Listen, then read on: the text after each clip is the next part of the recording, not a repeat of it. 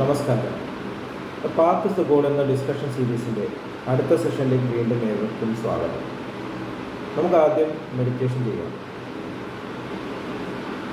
കണ്ണുകൾ അടച്ച് ശാന്തമായിരിക്കും.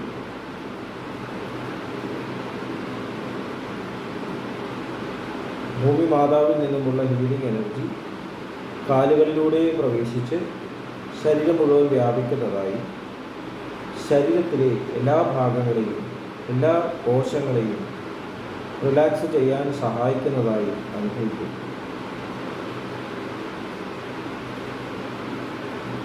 ഇപ്പോൾ ശരീരം പൂർണ്ണമായും റിലാക്സ്ഡായി. ഈ റിലാക്സേഷൻ ഹൃദയത്തിൽ അനുഭവിക്കും. ശ്വാസം ദീർഘമായി ഉള്ളിലേക്ക് എടുക്കും. ഹൃദയത്തിൽ സ്നേഹം നിറയുന്നതായി അനുഭവിക്കും. ശ്വാസം പുറത്തേക്ക് വിടുമ്പോൾ സ്നേഹം പ്രപഞ്ചം മുഴുവൻ വ്യാപിക്കുന്നതായി അനുഭവിക്കും.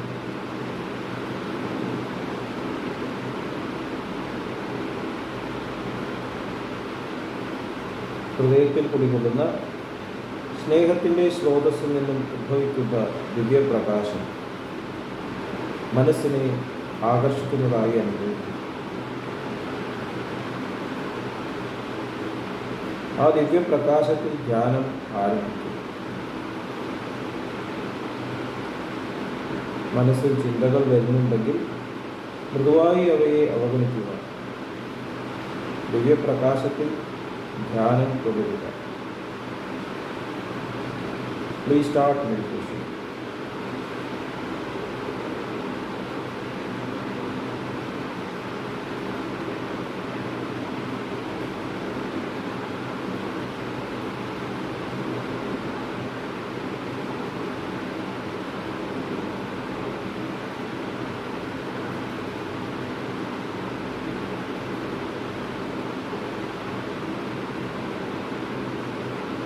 ഓക്കെ, ആ കണ്ടീഷൻ ഹൃദയത്തിൽ നിലനിർത്തി പതുക്കെ കണ്ണുകൾ തുറക്കും. എല്ലാവരെയും ഹാർദമായി ഹാർട്ട്ഫുള്ള സഹജമാർ മെഡിറ്റേഷൻ സിസ്റ്റത്തിലേക്ക് സ്വാഗതം ചെയ്യുന്നു. എങ്ങനെ ജോയിൻ ചെയ്യാം എന്നതിൻ്റെ വിശദ വിവരങ്ങൾ ഡിസ്ക്രിപ്ഷൻ ബോക്സിൽ കൊടുത്തിട്ടുണ്ട്. നമ്മൾ കൺസ്ട്രക്റ്റീവ് പ്രോഗ്രാമിനെ കുറിച്ചാണ് ഡിസ്കസ് ചെയ്യുന്നത്. നമ്മുടെ ജീവിതത്തിൻ്റെ ലക്ഷ്യം എന്ന് പറഞ്ഞാൽ നമ്മുടെ മനസ്സിനെ ഉയർത്തി അതിൽ ഏറ്റവും ഉയർന്ന ബാലൻസ്ഡ് അവസ്ഥയിലേക്ക് എത്തിക്കുക എന്നതാണ്. ഒരു state of equality, balanced state, സ്ഥിതപ്രജ്ഞ എന്നൊക്കെ പറയും. എല്ലാ സമയത്തും ആ പെർഫെക്ഷൻ മാനിഫെസ്റ്റ് ചെയ്യാൻ പറ്റുന്ന രീതിയിൽ ആയി മാറുക. അപ്പോൾ ആ ഒരു സ്റ്റേറ്റിൽ നിന്നും ചെയ്യുന്ന പ്രവർത്തികളൊക്കെ നന്മ തന്നെയായിരിക്കും. ഈഗോ ഇടപെടുമ്പോഴാണ് അവിടെ ദ്വന്ദ്വങ്ങൾ കടന്നു വരുന്നത്, ലൈക്സ് ആൻഡ് ഡിസ്ലൈക്സ് കടന്നു വരുന്നത്. അപ്പോൾ അറിയാതെ തന്നെ നമ്മുടെ ഇൻറ്റൻഷനിൽ തന്നെ മാറ്റങ്ങൾ വരുന്നു. നമ്മൾ ശ്രദ്ധിച്ച് നോക്കിയാൽ അറിയാം നമ്മുടെ ഇൻറ്റൻഷൻ എന്താണ്. മുമ്പിൽ ഒരു ദരിദ്രനായിട്ട് ഒരാൾ പ്രത്യക്ഷപ്പെട്ടാണെങ്കിൽ എന്തെങ്കിലും തരും എന്ന് ചോദിക്കുമ്പോൾ നമ്മുടെ ആദ്യത്തെ തോട്ട് ചിലപ്പോൾ സ്നേഹം നിറഞ്ഞായിരിക്കും. പാവം, എല്ലാം കയ്യിലുള്ളപ്പോൾ കൊടുക്കാമോ. ആ പോക്കറ്റിലേക്ക് കൈകൾ പോകുമ്പോൾ 50 രൂപ കൊടുക്കാനായിരിക്കും പോകുന്നില്ല. പുറത്തേക്ക് വരുമ്പോഴേക്കും അത് ചിലപ്പോൾ 10 പൈസയായിട്ട് കുറഞ്ഞു, ചിലപ്പോൾ ഒന്നും കൊടുക്കില്ല. ഒരുപാട് ബ്ലോക്കുകളുണ്ട് ചിലത്. കാരണം ഈഗോ ഓരോ സ്റ്റേറ്റിലും ഇടപെടുന്നു. അയാൾക്ക് പണിയെടുത്തൂടെ, ഞങ്ങളൊക്കെ പണിയെടുത്തിട്ടല്ല ജീവിക്കുന്നത്. ഇങ്ങനെ എല്ലാവരും ധർമ്മം ചോദിച്ചു നടന്നാൽ ലോകത്തിൻ്റെ സ്ഥിതി എന്തായിരിക്കും. ഇങ്ങനെ കുറേ ആർഗ്യുമെൻറ്റ്സ് നമ്മൾ നമ്മുടെ പ്രവൃത്തിയിൽ കൊണ്ടുവരും.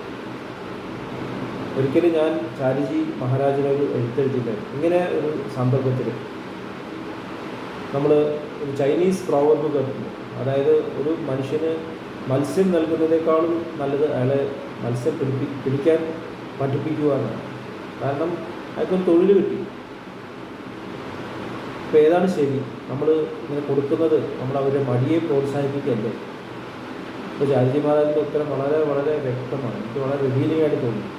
ചാരിജി മഹാരാജ് പറഞ്ഞു, ആ സ്റ്റേറ്റ് എത്തുന്നത് വരെ നിങ്ങൾ നിങ്ങളുടെ തലത്തിൽ നിന്ന് സർവ് ചെയ്യുന്നു. എനിക്ക് എല്ലാവർക്കും ജോലി കൊടുക്കാനുള്ള കഴിവില്ല, പക്ഷേ ഇപ്പോൾ എനിക്ക് എന്തെങ്കിലും സഹായം ചെയ്യാൻ സാധിക്കും. അപ്പോൾ നമുക്ക് പറ്റുന്നത് എന്തെങ്കിലും ചെയ്യുക. ഒരു നല്ല വാക്ക് പറയുക, ഒന്ന് കൊടുത്തില്ലെങ്കിൽ നല്ലൊരു വാക്ക്, പ്രോത്സാഹനം, ഒരു സ്നേഹത്തോടെ ഒരു സംഭാഷണം കൊടുക്കുമ്പോൾ ഉള്ളിൽ സ്നേഹം നിറഞ്ഞതായിരിക്കും.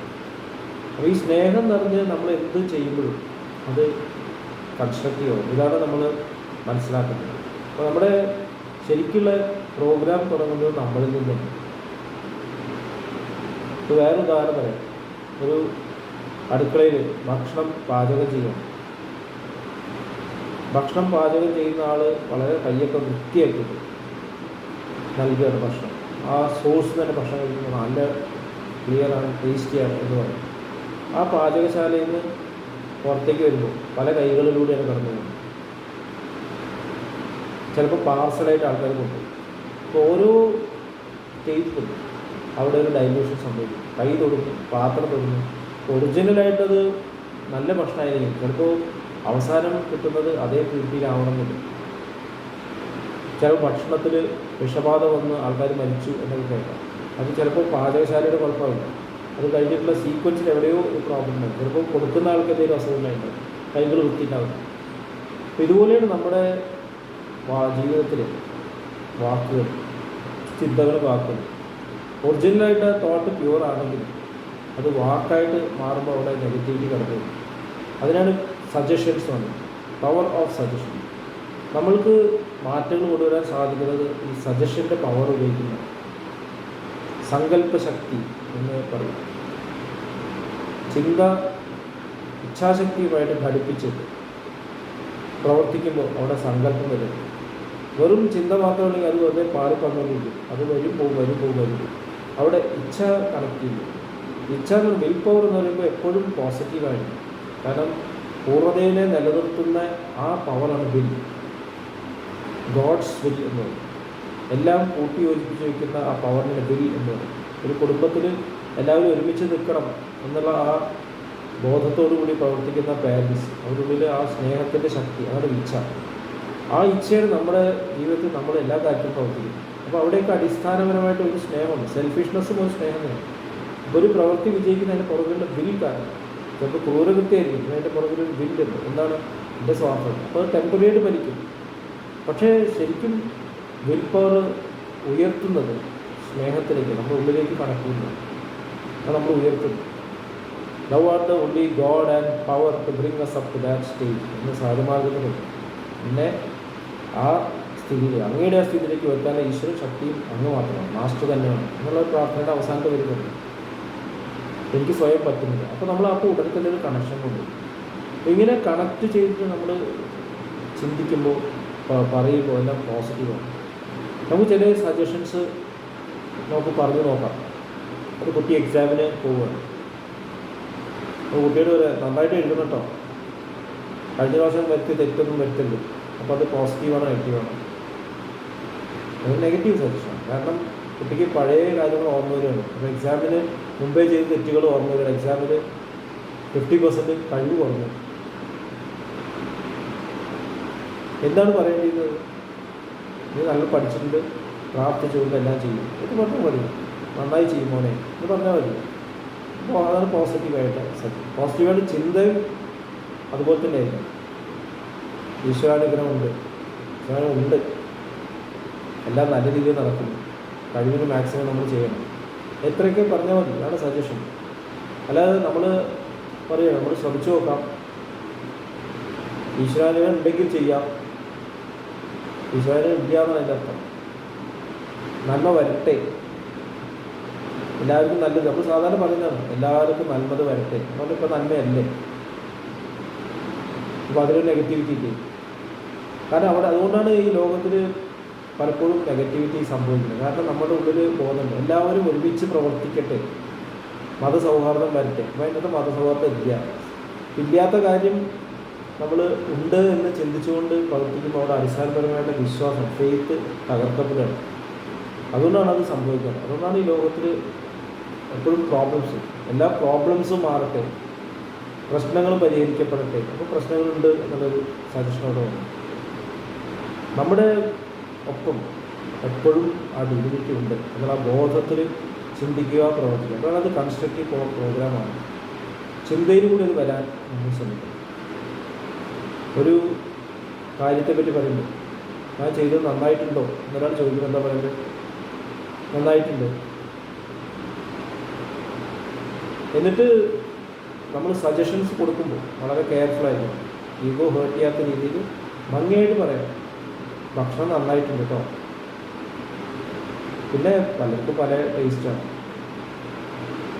എനിക്ക് കുറച്ചുകൂടി ഉപ്പുള്ളത് ഇഷ്ടമാണ്, അങ്ങനെ അവിടെ നിർത്തിയാൽ കേട്ടോ എല്ലാവർക്കും എന്നൊക്കെ പറയാം. നമുക്കൊരു നോൺ വയലൻറ്റ് കമ്മ്യൂണിക്കേഷൻ. നമ്മൾ നമ്മുടെ സജഷൻസ് ഒരു തരത്തിൽ നമ്മുടെ ജഡ്ജ്മെൻറ്റ് ഇടപെടാതെ പറയാം. ഒരു ക്യാമറ കാണുന്ന പോലെ കാണുന്നതാണ് നോൺ വയലൻറ്റ് കമ്മ്യൂണിക്കേഷനിൽ മാർഷൽ റോസൻബർഗ് പറഞ്ഞു. ഒരു സംഭവം നടക്കുകയാണെങ്കിൽ ഒരു ക്യാമറ എന്താണ് പറയുന്നത്? ക്യാമറയ്ക്ക് ജഡ്ജ്മെൻ്റ് ഇല്ല. ക്യാമറ വളരെ ക്ലാരിറ്റിയോടെ കാണുന്നു, അവതരിപ്പിക്കുന്നു. കാണുന്ന ആൾക്കാരാണ് ജഡ്ജ് ചെയ്യുന്നത്. നമ്മൾ ന്യൂസ് കാണുമ്പോൾ ജഡ്ജ്മെൻറ്റ് കൊണ്ടുവരുന്നത് നമ്മളാണ്. ഒരാളെ അടിച്ചു, അപ്പോൾ അയാളുടെ ശത്രുവാണ് നമ്മൾ തീരുമാനിക്കണം. 2020 എന്നുള്ള സിനിമയിൽ മോഹൻലാൽ ഒരാളെ കുത്തുന്ന സീനുണ്ട്. മോഹൻലാൽ ഞാനല്ല കൊന്നത് എന്ന് പ്രൂവ് ചെയ്യുന്നു. ശരിക്കും മോഹൻലാലിനെ കൊന്നു. സീനിനെ ഏത് രീതിയിലും ജഡ്ജ് ചെയ്യാം. അപ്പോൾ നമ്മുടെ പവർ ഓഫ് സജഷൻസ് നമ്മൾ ഒരിക്കലും നെഗറ്റിവിറ്റി കൊണ്ടുവരുന്നത് എന്തെങ്കിലും ഈ ലോകത്തിൻ്റെ നന്മയ്ക്ക് എപ്പോഴും സംഭവിച്ചുകൊണ്ടിരിക്കുന്നു എന്നുള്ള ധാരണ നമ്മുടെ ഉള്ളിൽ ഉറപ്പായിട്ട് വേണം. നമ്മൾ കാണുന്നത് ഒരു ഭാഗം മാത്രം. ഈ വലിയ പ്രപഞ്ചത്തിൻ്റെ സൃഷ്ടിയിൽ ഒരു ചെറിയൊരു അംശം മാത്രമേ നമ്മൾ കാണുന്നു. അത് നമ്മൾ നമ്മുടെ വീക്ഷണം കൊണ്ട് കളർ ചെയ്യും. ആ കളറില്ലാതെ നമുക്ക് കാര്യങ്ങൾ കാണാനും എല്ലാം നല്ല രീതിയിൽ കാണും. സുദർശനം എന്നത് ചെയ്യുന്ന പ്രവൃത്തികളെല്ലാം ഈശ്വരനെ നടത്തുക. അപ്പോൾ അവിടെ ഡിസ്ട്രക്ഷൻ ഇല്ല, അവിടെ പണിഷ്മെൻ്റ് ഇല്ല. എപ്പോഴും സ്നേഹം മാത്രം നൽകുന്ന വാക്കുകളും പ്രവൃത്തികളും മാറും. അപ്പോൾ നമ്മൾ കൺസ്ട്രക്ഷൻ പോകാതെ നോൺ വയലൻറ്റ് ആയിട്ടുള്ള ഈ സമീപനം അതേക്കുറിച്ച് നമുക്ക് കൂടുതൽ ഡിസ്കസ് ചെയ്യാം. നോൺ വയലൻറ്റ് കമ്മ്യൂണിക്കേഷനെ കുറിച്ചിട്ട്. കമ്മ്യൂണിക്കേഷനാണ് ഏറ്റവും പ്രധാനം. അപ്പോൾ അതൊരു ഹൃദയത്തിലേക്ക് കണക്ട് ചെയ്ത് നമ്മുടെ ഉള്ളിലുള്ള ഹയസ്റ്റ് സ്റ്റേറ്റിലേക്ക് കണക്ട് ചെയ്ത് പ്രവർത്തിക്കുന്നതിന് പ്രാധാന്യം നമ്മൾ ഡിസ്കസ് ചെയ്ത് ഇത് പ്രവൃത്തിയിൽ എങ്ങനെ കൊണ്ടുവരാം എന്നതിനെക്കുറിച്ച് കൂടുതൽ നമുക്ക് ഡിസ്കസ് ചെയ്യാം. അടുത്ത സെഷനിലേക്ക് വിടവാങ്ങുന്നു. നന്ദി, നമസ്കാരം.